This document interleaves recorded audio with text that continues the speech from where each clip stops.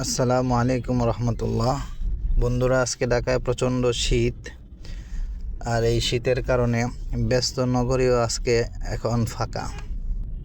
এখন বেলা 8টা বাজতেছে সকাল, তারপরেও মানুষের আনাগোনা নেই। শীতের কারণে মানুষের চাপ অনেকটাই কমে গেছে, অথচ এই সময়ে এখানে প্রচণ্ড ভিড় থাকে। গাড়ির ব্যস্ততা, মানুষের ব্যস্ততা, হর্ন সব কিছু মিলিয়ে অন্যরকম একটা যানজট পরিবেশ থাকে এবং অস্বস্তিকর পরিবেশ থাকে।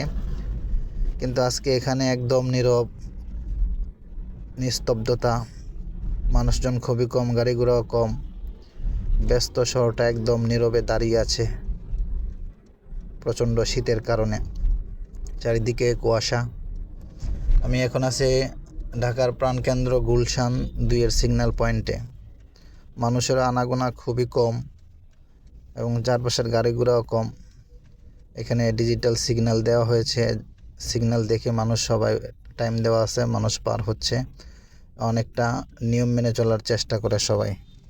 তো এটাই আসলে জীবনের বাস্তবতা এবং ব্যস্ততা, সব কিছু মিলিয়ে চলতে হয়। এভাবেই জীবন চলে যায়, জীবন কারোর জন্য থেমে থাকে না। আপনারা সবাই ভালো থাকুন, সুস্থ থাকুন। আল্লাহ হাফেজ।